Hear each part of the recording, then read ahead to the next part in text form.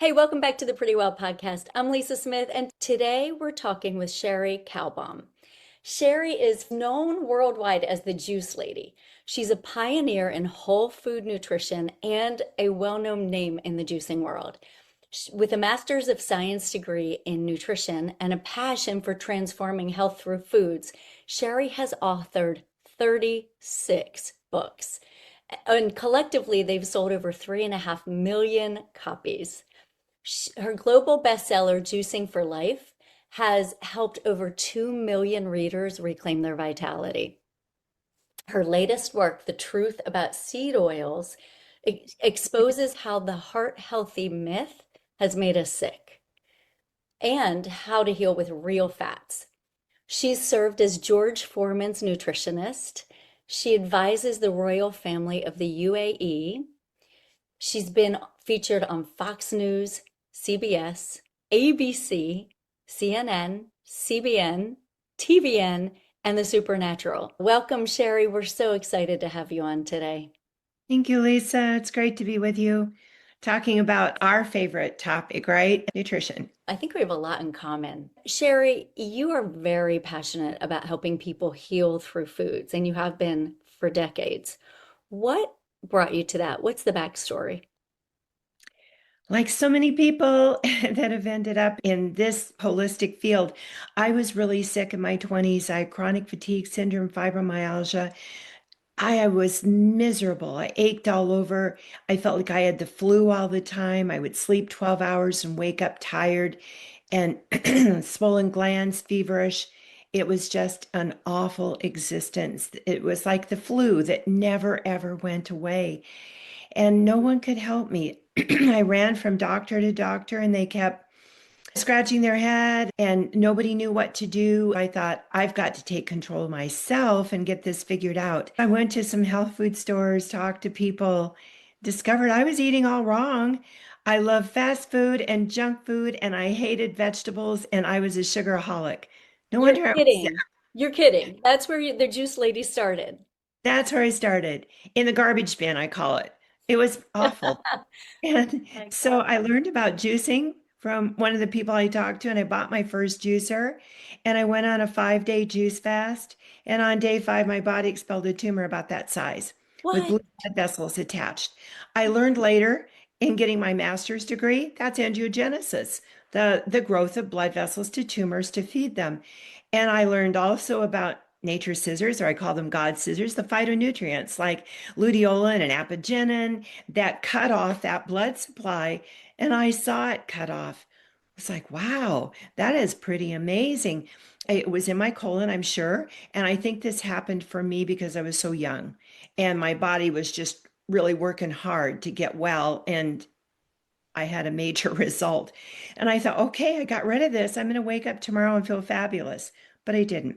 I Mm. was on a journey, and as we all know, when you go holistic, when you change your diet, it's a journey. It's not like take 2 pills and wake up tomorrow and you're going to feel better. No, you are 2 steps forward and maybe a step back on a day as your body cleanses, detoxes, rebuilds, renews. It isn't an immediate thing. But I had had such great results. I thought I'm sticking with this program. And I'm going to add in foods, lots of vegetables, ancient grains, legumes. I went mostly vegan for that summer when I moved home with my father and stepmother, and juiced also every day and had smoothies. And one day, it was 3 months later, I woke up and thought, oh, somebody gave me a new body last night. I feel like jogging. And I hadn't even felt like walking before. I was just so tired and weak. I didn't think I could make it around the block. And that was like the best cure on earth. I thought, wow, this was an amazing cure. And it wasn't just that one day my body healed, it had been working all along, day by day, working toward that moment when suddenly I felt it. I felt and looked different. So I thought, okay, I'm going back to Southern California, my old way of life. I'm cured. We think in terms of cure in the West, do this, do that, you're cured, go on with your life, right? So I'm back to Southern California. My friends are all going out for burgers and pizza and fried chicken and shakes and whatever. And I thought, okay, I can join in with them. No, my symptoms started coming back. And that's when it dawned on me, this needs to be a way of life. And it was a lot of trial and error. How much can I get away with? Can I have 4 bites, 5 bites, one? What can I get away with? We're all kind of, that's a Western mentality. And Mhm. I started realizing if I want to have the health that I experienced, I can't get away with a lot of this junk. What I can have are these beautiful, vibrant whole foods, and I can have health. And that's when I decided I better go back to school. I better become a credible source if I want to teach this, because I was so impressed, had a lot of energy to teach people, and get a master's degree in whole foods nutrition. So that's been my journey. And here I am today. A lot of trial and error, but I learned this is the path for me. And it's the path for most people. They want vibrant health. I so appreciate that you brought out, Cherie, that healing is not linear. We tend to think if I do all the right things, I should feel better. And that Yeah. it should be an equation. If I do X plus Y, I'll get Z. Z is my goal. I'll be fine. But that is not how healing works at all. And so it can be frustrating. We can get discouraged. And I appreciate that you highlighted that so that someone listening today can say, oh, okay, I can work within that framework as long as I know what to expect. I want to share something with you. I didn't share it off air before we got on because I wanted to keep it as a surprise. Cherie, does that look familiar? I bought Oh, that 15 to 20 years ago. I want you to see how dog-eared this is, this book. I don't know if you can see. Dog-eared and underlined and starred yeah, and look how yellow it is.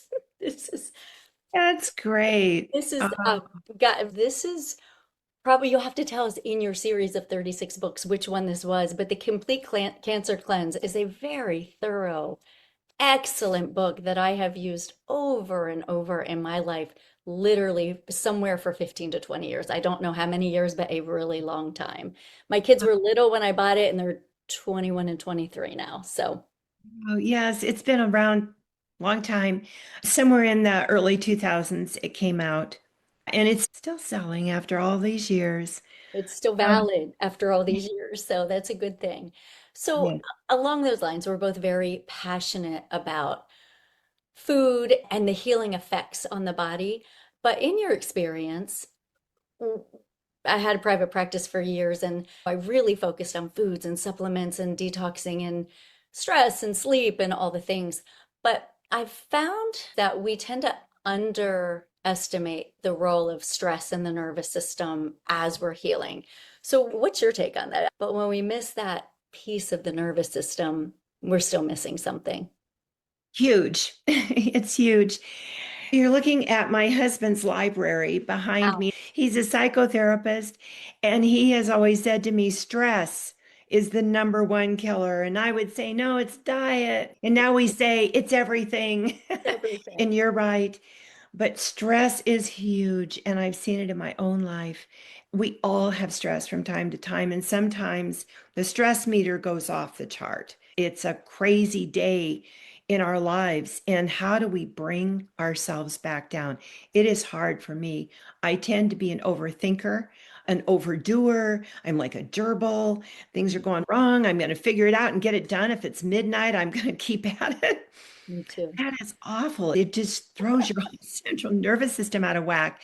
And then you don't sleep well. And that starts tumble down. I call it the tumble down time. And it can go on for weeks where you have this disturbed sleep and your nervous system's all out of whack and you feel on edge. You don't feel normal. And you're still taking all your supplements and eating all your vegetables. And I'm still juicing, but I'm out of whack. So my husband teaches heart math, the breathing. Yeah. And he always tells me, get on heart math. And it's so simple. It's a breath. I like to do the trainer because I can see it go up the curves. 1, 2, 3, 4, 1, 2, 3, 4, breathe. So simple, but it's so powerful. And little tools can really help us to start de stressing. And my other great lesson in life is to say, okay, God, I'm going to trust you with this and let go. I'm going to stop thinking. That is so hard for me. And I think it's hard for a lot of people to stop Definitely. overthinking. How about you? Yeah, definitely. I'm so similar to you. I give it to God and take it back. umpteen times a day. And I'm like, oh, wait, I thought I gave it to you. Here it is again and again. I think that as doers, we're programmed to do. We're programmed to fix. If it's not working, I can fix that. I can make that better. But a lot of times, what's called for, the muscle that we need to exercise is the one that says, I need to be patient. I need to surrender this. I need to give this over to God and let Him do His work and show me that He does His work. Hmm. It never fails, but it's like the healing journey. I'm sure you've learned that too. We all have this lesson to learn. It's often not immediate. It's a gradual thing. Maybe you wait a few days and then all of a sudden, but sometimes it's immediate. Sometimes it's within an hour. You just learn to wait and trust and let go. My husband also teaches a class at our retreats on letting go. And it's on the toxic emotions and thoughts and how do you let it go? And just what you said, it is so hard. We think we let it go, whatever that thing is that's bugging us that we think about a lot, and then we take it back and then we think we let it go. Yes. He has three simple questions. He asks everybody at our retreat, would I let it go? Could I let it go? And when? And he said, you, if you're honest, you might say no to a couple of those. No, I'm not ready to forgive, or I'm not ready to let go of what this person did to me, or this crazy thing that happened to me. But he said, there'll come a time. You keep asking that, and you'll finally say, yes, I'm tired of this thing hanging around. And you feel a release in your soul. That's That's good. when, yeah, our good endorphins then start getting released. It's like when you do a show and those little hearts come bubbling. I love that. But they're Yeah. coming from the inside. Yeah, it's our good endorphins bubbling up on Mm. the inside. And wow, how powerful are they for our health? Is it juicing? Is it the good endorphins? They're pretty close. They're working together. We need them all. We need them all. And three powerful questions. Would I let it go? Could I let it go? And when? And I'm with you that it's all we are mind, body, spirit. And we tend to think of those almost as compartments. I'm mind, I'm body, I'm spirit. But I saw a quote from C.S. Lewis that I love. It says, we are not a body. We are a soul that has a body. We I live love in a body. Yes. Mhm. Yes, this is our house for this journey through earth. But yes, the mind, will, and emotions, our soul, very powerful, very strong. We need to feed our soul every Yes. day. Yes. And you just gave us some good ways to do that. So let's pivot a little bit back to the physical. In the wellness industry, you have seen so many fads over the years. We both have. We all of us have. Do you think that there's something going on? It seems like every so many years there's a new villain in playing in the arena. So back in the day it was fat. Fat was terrible. We went low fat everything, and I swear to you that's what messed up my thyroid and my hormones because I was a low fat fiend, and it caused problems in the long run because I stuck with it for 10 years. So Oh, that had a massive impact. And now it's low carb. There always seems to be a new villain on the horizon. oh, we've had a lot of villains, haven't we? Hmm. My pet peeve, and it's I write about it a little bit in my new book, The Truth About Seed Oils. Eggs were the villain in the set, Yes. and then we ended up with the egg white syndrome of where it was binding B vitamins. We have been on a cuckoo roller coaster of this food's bad. Well, in the 50s, fat was demonized, cholesterol was demonized. And just to give you a little history, I really delved into that. The lipid hypothesis came along in the early 50s because suddenly people were dying of heart attacks in large numbers. If you look at the bar graph, it was a small number before World War II. After World War II, it jumped way up and it kept going. And it's still the number one killer. So Mhm. they wanted to know what's going on. And the public was demanding it, and people were scared. So they were doing all of these autopsies and finding, of course, cholesterol and fat and calcium, the little plaque that had built up in the arteries. And so they said, well, it's fat. and we've got to get rid of all fat. So butter and cheese and eggs and red meat and tallow and all of that's got to go. And along came during the war the seed oil industry, which had been very, very small prior to the war. But when coconut oil, the tropical oils, couldn't get through the waters during the war, the seed oil industry saw a perfect moment. Let's step up production. We'll produce these clear, odorless, golden oils and call them vegetable oils. There's no vegetables in them, but we'll call them vegetable oils because people love vegetables. And so after the war, because we'd had a few years now of consuming vegetable oils for everything, heart attacks, heart disease is suddenly on the horizon, and everybody wants to know the government, the scientists, the people. And so then fat is blamed. A few lone voices of common sense said, wait a minute, we've eaten these fats for centuries. And why are they suddenly causing heart disease? But they got drowned out because the seed oil business had lobbyists and slick marketing campaigns for vegetable oils at being the new modern cooking fat for your kitchen and healthy and no cholesterol in these. So then we went on the fad for decades of seed oils called vegetable oils, and animal fats got demonized. And where are we today? Heart disease is number one, cancer's still number two, metabolic disorders have exploded. All of those in scientific studies are linked to seed oils. And all sorts of mood disorders are linked to seed oils, from anxiety, depression, even aggression.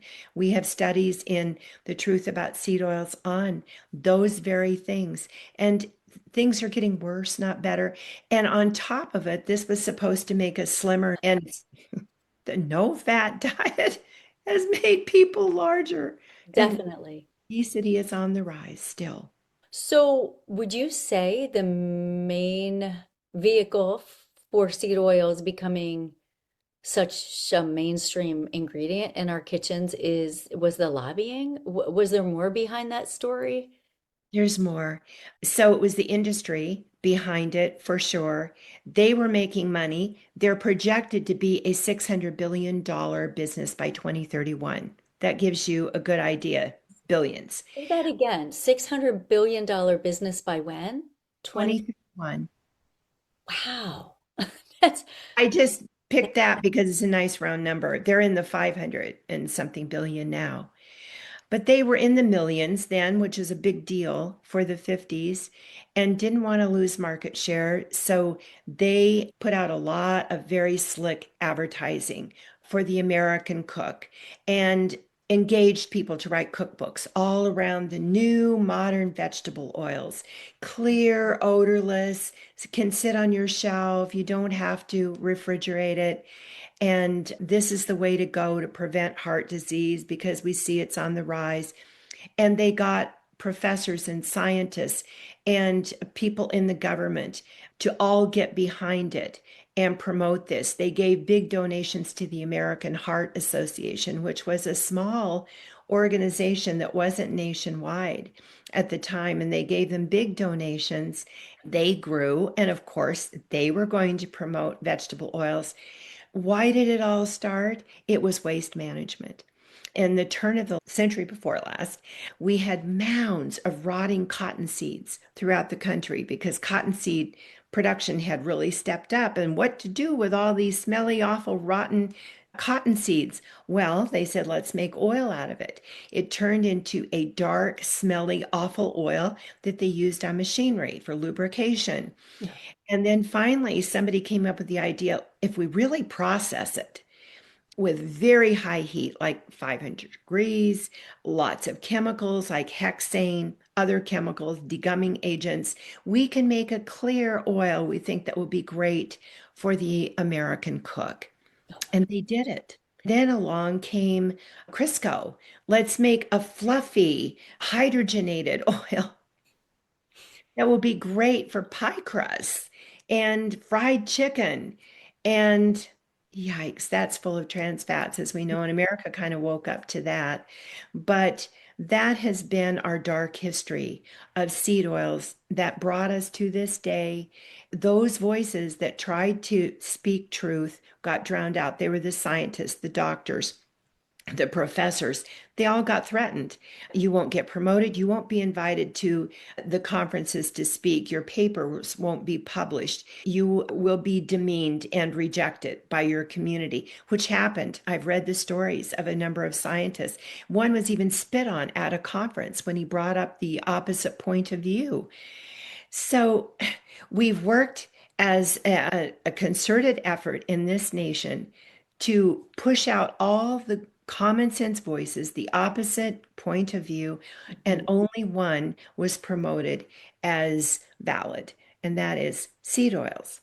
Until now, we've had more voices speaking up. It's now among Gen Zs, at least, a big trender on TikTok and Instagram.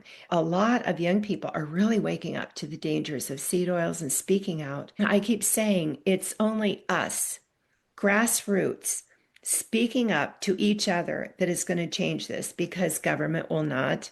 Mhm. Any lobbyists, we won't have a law against seed oil production. It's got to be that people vote with their dollars. Just Mm. say, I don't want this stuff. That is sometimes a slower route, but it can be very effective. Look at Yeah. Crisco, for example. You said a lot there. You talked a lot about how these disgusting oils were made palatable and then sold to the American public. Let's talk about because they're also called RBD oils, right? Refined, bleach, and deodorized.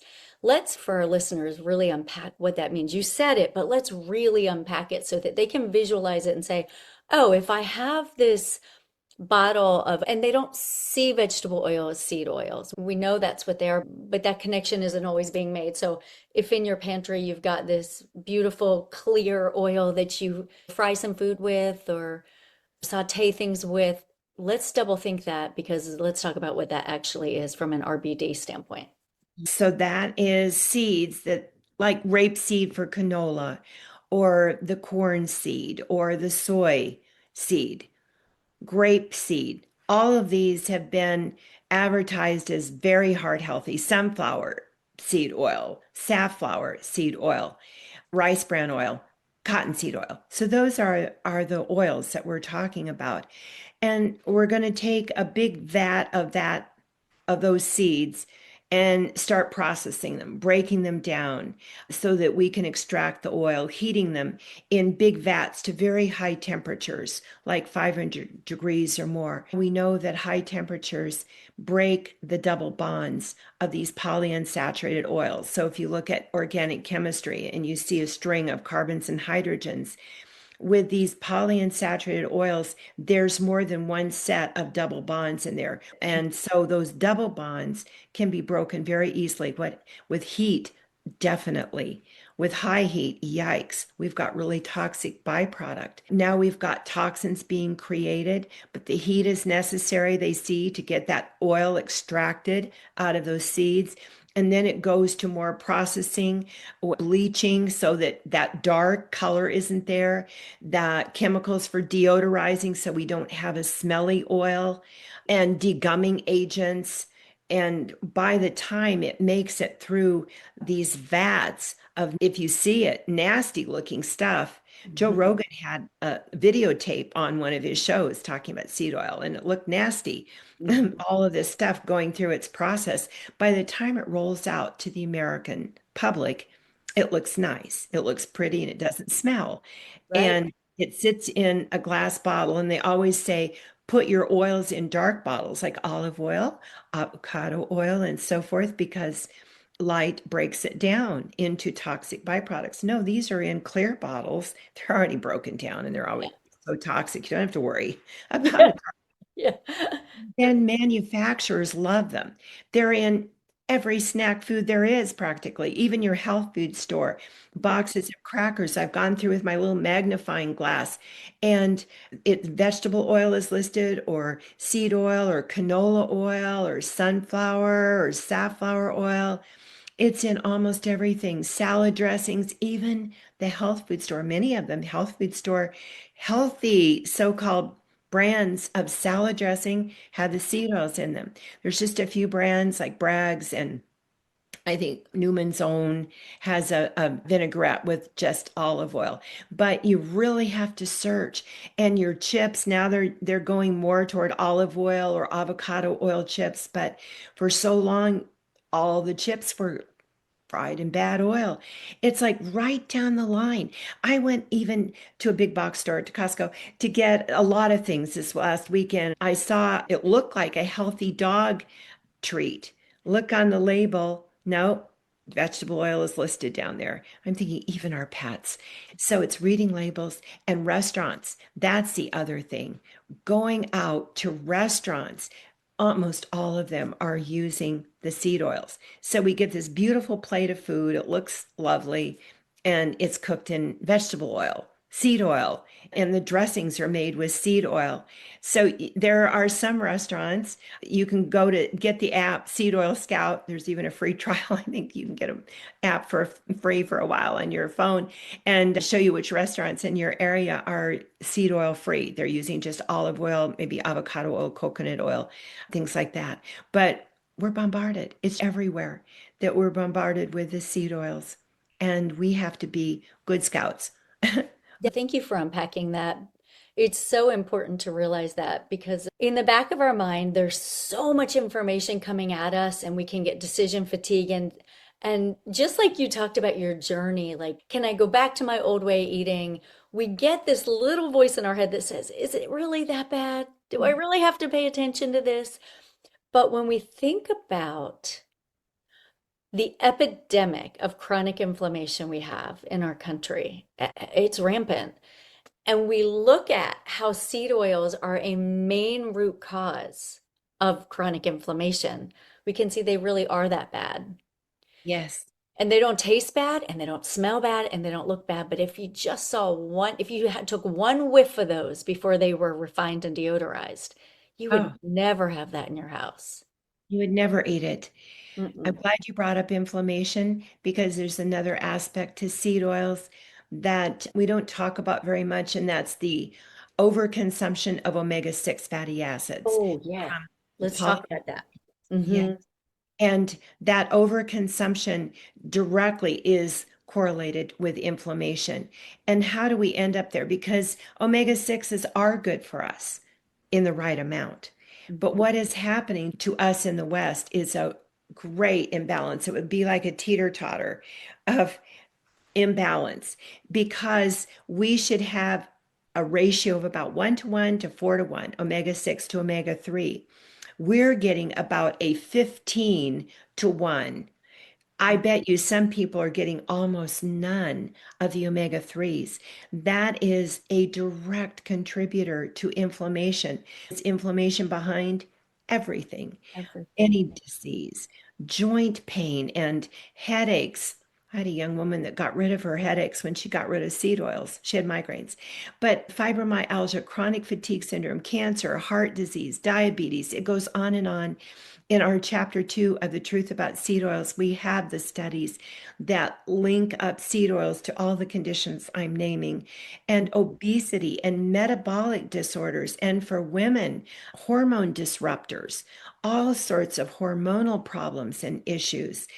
And people don't know why, and they're struggling. Like, okay, I'll take borage oil, or I'll do this, or I'll take this supplement and try and correct it. And all the time we're consuming the very cause of it.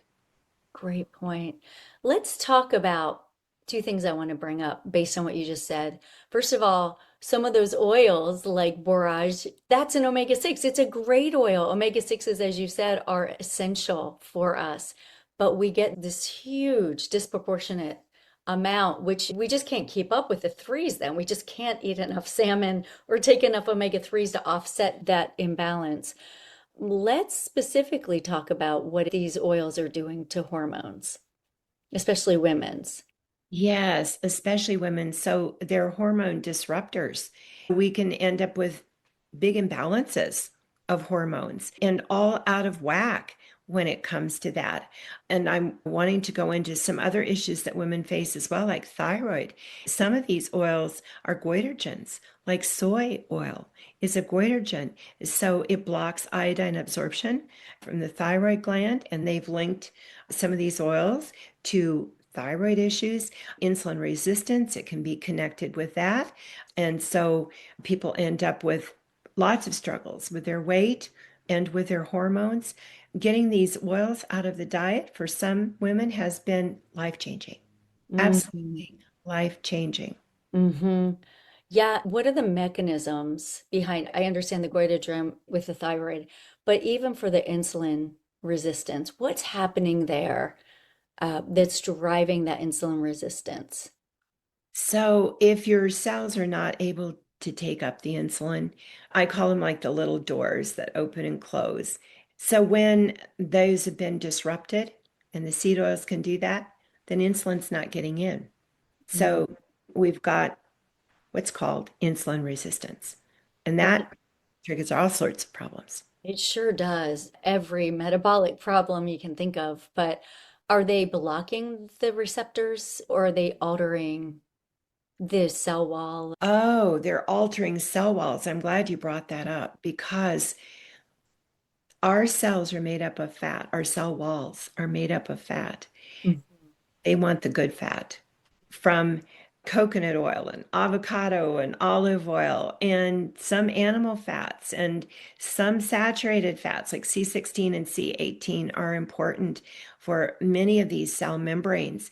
But if we don't have them in our diet, the body's going to use what it's got because it's got to do something. And there's always turnover with our cells throughout our life. Things are turning over and things are being replaced. Our body's going to replace with bad oils. It's not going to have the right oils or fats to put in that cell membrane. And so these fats are very inferior and they're going to cause problems with uptake of nutrients. They're not going to be as efficient. And these oils have a half life of about 600 to 680 days. That's about a year and a half to 2 years that they hang around in our system. So we have got to start giving our body the good fats for when things start turning over because things will change. May take a little while, but things will change. But yes, it's the cell membranes. We've got to be very aware of that. And the other thing, too, now that we're talking about fat and cells, our brains are largely fat and water. And if we have the wrong kinds of fats, replacing those cells in our brain, what is going to happen? Cognition, emotional issues, anxiety, depression, aggression, as I mentioned earlier, all sorts of problems are going to develop from wrong fats being replaced in our brains. Isn't that interesting? We were told way back in the day, you are what you eat. And we really are. We make ourselves from the raw materials that we eat. And it's fascinating when you do a deep dive on it and realize I can completely control that. Maybe not completely, but I have great agency over the health of my cells simply by what I put on my fork. Isn't it amazing? We are truly what we eat, but even beyond that, what we digest, what we assimilate. I want to talk about one thing of why do we get the buildup of plaque in the arteries? Hmm. Because that is of great concern and it's not going away. It's still number one. It's the wounds to the arteries. So there's one cardiologist that we quote in our book who has done many, many autopsies, and he said seed oils, he names it, and sugar also he names cause wounds in the arteries. And he said it's like taking a stiff brush and brushing your skin really hard and doing it all the time. What are Wow. you going to end up with? Wounds. And he said the arteries are even more delicate than if you brushed your hand. And so he's seen them. He said, I've seen the wounds in the arteries. They're caused by the things we're eating. And he named seed oils and he named sugar. Of course, tobacco and smoking is in there too. Yeah. And he said, what happens to a wound? It's just like if you cut your skin and it was wounded and bleeding, it will form a scab, of course. And there's going to be cholesterol in that scab. Well, he said on the inside, plaque will form over that as a protective agent over that wound in your arteries. And it's going to build up calcium and fat and cholesterol will build up in there. But he said the bad guy is not cholesterol, which we've named for decades as being the villain. It's Yeah. not the villain. It's produced by the liver. The body's going to produce it no matter what you do. It's going to make it because it needs it. It needs cholesterol. And it has a role in wounds to cover it up so it will heal. Other things come in, of course, to make that up, that scab or that plaque. But he said the answer is getting the bad stuff out of your diet so that your arteries are no longer wounded. And then, of course, doing things like enzymes and the right diet to get rid of that plaque that maybe is building up in your arteries. It's a silent killer. People often don't even know that it's happening, and it's happening to younger and younger people all the time. We're addressing it in a way that we're being put on medications that are stripping away the body's protective measure. The body's laying down that plaque and that cholesterol to protect those micro wounds all through the arteries. From a food and pharmaceutical standpoint, in many cases, we're going about it the wrong way. We're not getting to the root of the problem. And if we simply choose to get to the roots, we're going to see a big difference in just how people are doing and feeling and aging and their inflammation and longevity. I see what you're saying. It's a fascinating deep dive you can do into these oils. So the main ones, let's highlight them again because we went through those kind of quickly. What are the main ones to avoid? And then what are the ones to start? So clean out your pantry, get rid of the ones just called generic vegetable oil, but then there are very specific ones that can look healthy. Let's talk about those two, what to get out and then what to replace it with. So I'm glad you brought up vegetable oil generic because there are manufacturers who just put vegetable oil on their label and they don't tell you which one it is, but it's bad. And it might be Crisco because they don't have to label something as Crisco. Manufacturers still use a lot of Crisco and they are allowed to just label it as vegetable oil.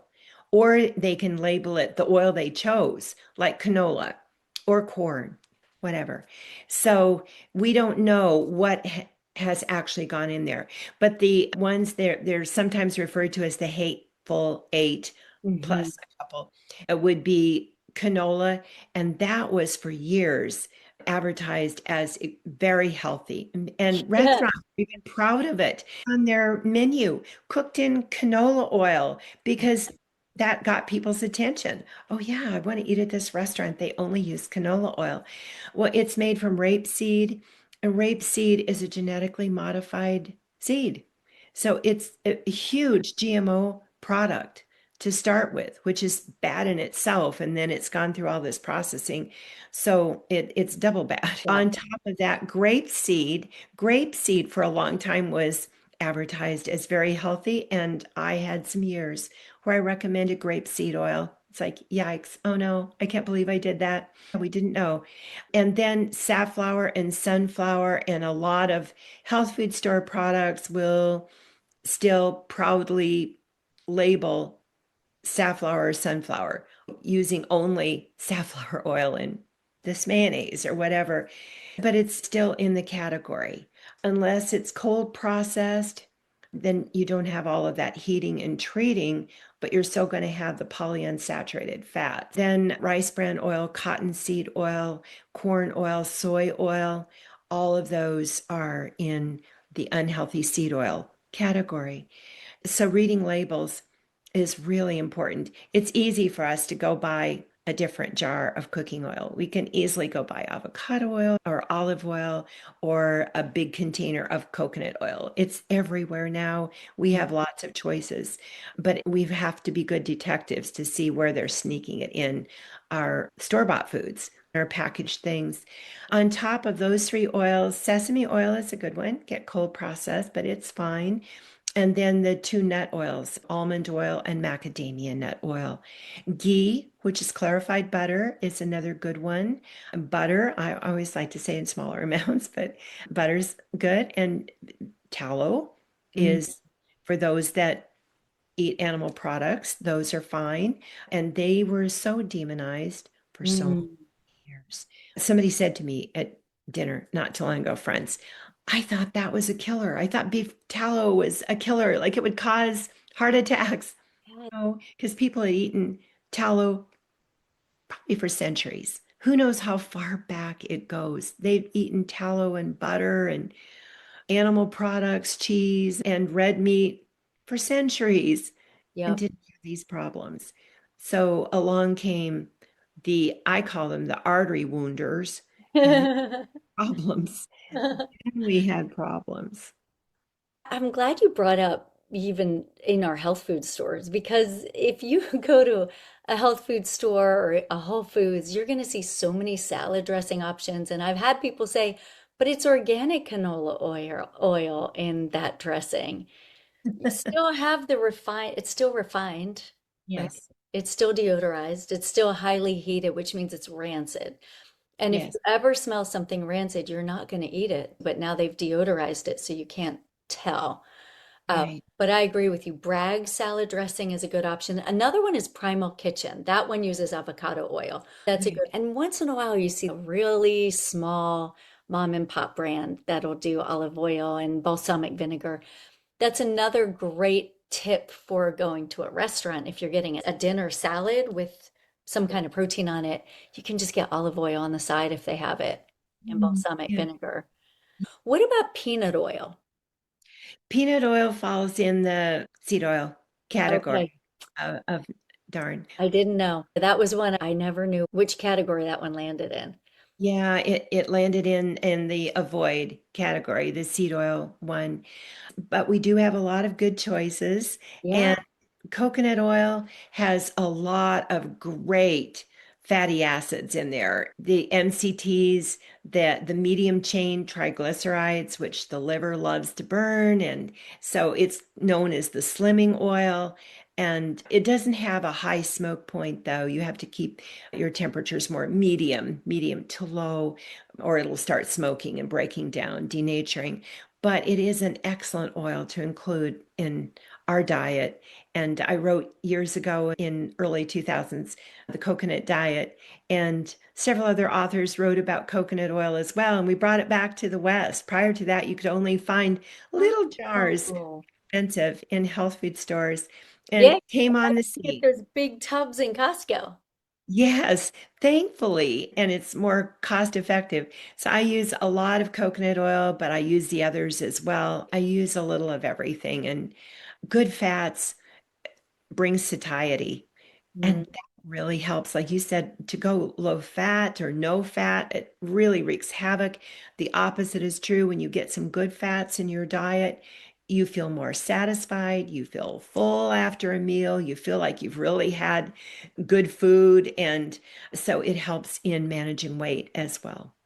So what's the biggest takeaway if a listener today wants to do one, maybe two things to help move the needle on their health? What are the top two you would recommend right now? I have to go to oils because I call them the silent killers, being tasteless and odorless, and we don't even know what they're doing. And nobody talks hardly about how they're linked to all these different conditions that people suffer from. So if you can get those under control, and I don't know that we'll ever get them out of our diet completely until we really have a big turnover in our nation and people demand ever on all levels different oils, but we can do a whole lot better than we're doing for most of us. And somebody said to me the other day, but I have my favorite restaurants and my friends, and I want to go out once in a while. And it's like, go out once in a while. You've got to live your life That's and enjoy. Do your best when you go out. I try to do my best, but enjoy your life. But what we do most days that is so important, and what we bring home from the grocery store, what we pack our pantry and our refrigerator with, those are really important. And when we're eating out, don't buy those fried foods. I mean, fish and chips, burgers and fries, fried chicken, they're using these oils that are rancid overused, used over and over again at high temperatures, and beautiful French fries that look succulent, delicious come out. They're just full of toxins all over the place, aldehydes, lipid peroxides, and who knows what else is in there, and traces of chemicals, and on it goes. So do your best, but then sugar would be the second one. Sugar came on the scene in the 50s when the oils did, in big time. It got advertised big time as well. The people who tried to point out problems with sugar got demonized as well. It is a big silent killer also, although it's not so silent. We do taste it and we do crave it. And our taste buds, if they're prone to sweet things, want more and more and more Mhm. sweetness. You'll find things that never were sweet before, didn't have sugar in them, like an almond butter that was a good brand years ago. Now you look at the label and it's like organic cane sugar, and it's like, oh my goodness, it's just sugar without pesticide on it. Yeah, true. There's even good sliced turkey, and you look at the label and there's sugar listed there. It's like, oh my goodness, why do you need sugar everywhere? So many things are so sweet. Sauces are sweeter and sweeter, like teriyaki chicken or a lemon chicken or an orange chicken. Every once in a while, I'll just get a small little taste when they serve it at Costco to see what's going on. It's like, oh, I can't even, I take a little nibble. I can't even eat this. I mean, I don't want to eat this. Mhm. Everything's getting sweeter and sweeter. So we're geared up for more and more sweetness, and we're getting way too much sugar. So be aware of that as well. Those two things, if you just got most of those two things out of your diet, wow, you'd probably feel like a new person. Yeah, you definitely would. The inflammation, when people cut those two things out, their inflammation comes down dramatically and fairly quickly, really. Where Yes. people say, wow, I feel really different. I'm not achy when I go up the stairs. It's a big difference. So I'm going to tack on one other thing. Get rid of the seed oils, get rid of the sugar as much as possible. I like the 80-20 rule, 85-15. Do it right 80 to 85% of the time, and the rest of the time, don't worry about it when you go out to eat or get together with friends. But the last thing I would tack on is what you taught us, the three questions: would I, could I, when? That way we get some of the mental, emotional, spiritual aspects with it too. And that those three pillars that you unpacked for us are life changing. Wow. Yes, that's what I want everybody to experience, that your life can change.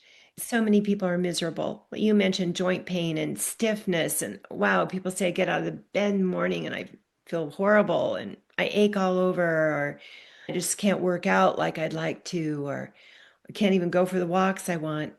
Boy, Yeah, your life can change. it And you can change. Sherry, how do people find you and your book? So come to my website, juiceladyinfo.com, and take a look at the truth about seed oils. We've got over 50 yummy recipes using good fats and oils, Yeah, showing you how to incorporate them. And we've got some very practical recipes in there, like simple salad dressings and yummy little desserts that are good for you. Take a look at that. And it's on Amazon. The Truth About Seed Oils. Get my book, and you can sign up for the free gift at my website, 7 anti-inflammatory juices. And I would love to connect with you. juiceladyinfo.com. okay, we will have it in the show notes so people can reach out to you and get your book. Thank you for joining us today and sharing all of your decades of wisdom with us. Thank you. Thank you very much. All right, and guys, thanks for joining us. I'll be back next week. Until then, stay pretty well. Bye.